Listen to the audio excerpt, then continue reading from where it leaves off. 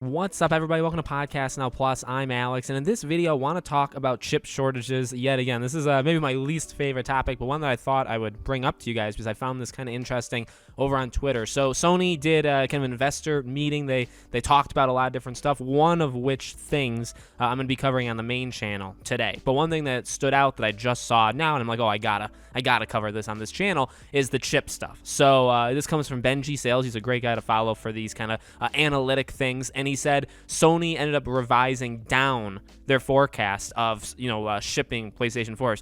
The current forecast is to ship 2 million PS5 units between January and March quarter. That's 1.3 million units less than the PS5 shipped in the same quarter last year. And that's like what they're expecting. Now, is it a problem of people buying it? No. I mean, without an economic collapse, I think a lot of people are still very willing to drop the money. $500 is obviously a lot of money, but people are willing to do it, right? And that I think is not part of this. Really, what the part of it is hey, we can't do more, as we know from the chip shortage stuff, and so we're gonna just say this. So that's 2 million as opposed to 3.3 million last year around the same time. And remember, this chip shortage has been around since the beginning with the issues here. It's getting annoying in the sense that do I look to these corporate executives to ever tell the truth? No. And granted, could they ever know this for sure? Also no. But you had them kind of making vague promises that, it's going to get better over time, and maybe we'll stretch into 2021. Well, now it's going to stretch into 2022,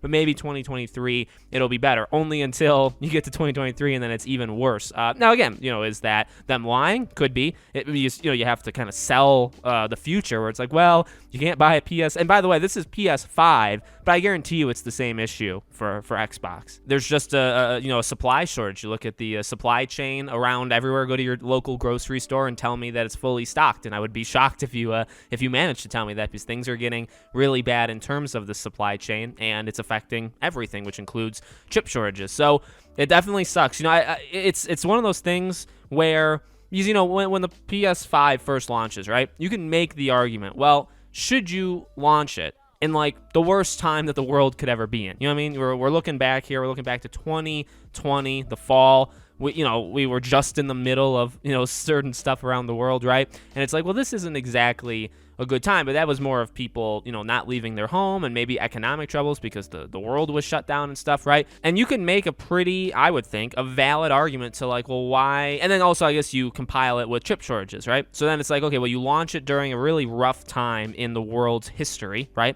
Of people not being able to leave and stuff like that. And you launch it when you can't even mass produce them the way that you want to. But the thing is, right, if you look at it now, it's easy to say this because now we've experienced life for another, 1 year plus. But it's like, well, when were they supposed to, when were you going to launch the PS5? Because yes, things have improved in other fronts around the world, but things have not improved. They've only gotten severely, severely worse with the supply chain, with, semiconductor shortages. So, what are you going to do? Launch it? Should you have let the PS4 and Xbox One generation go another 2-3 years and then I guess you could say maybe, like, what is harming it all that much? Because, did you really have any next-gen defining things that have come out? I think there's been a couple. I don't think Ratchet and Clank or Returnal would work on PS4, even maybe Demon Souls, right? But besides maybe a handful of like 3 to 6 things, and I guess the DualSense as well, because the DualSense is the most next-gen thing about all of this.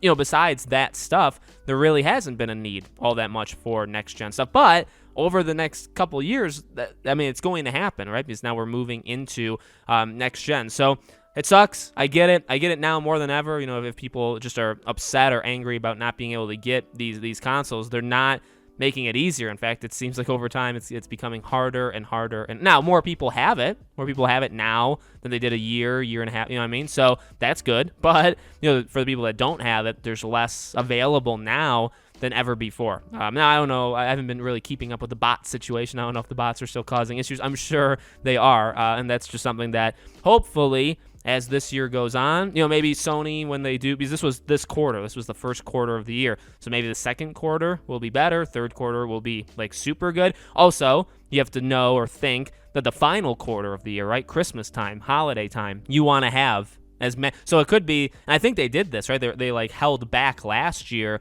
leading into that holiday season so that they actually had more consoles to sell and just be available for people to get it around that Christmas, Black Friday time. So maybe we'll see that where the next quarter could be maybe good, and then it would maybe suck in that third quarter, that kind of like July, August, September thing, and then the fall, or fall, but going into winter, maybe that would be like the best time, to get the PlayStation 5. And again, I think a lot of this stuff probably just easily transfers over to the Xbox Series X as well. So let me know what you guys think in the comments below. Make sure, as always, you guys are subscribed to the channel. Hit the bell icon so you guys know when all these videos go up. And I hope to see you all on tomorrow's video.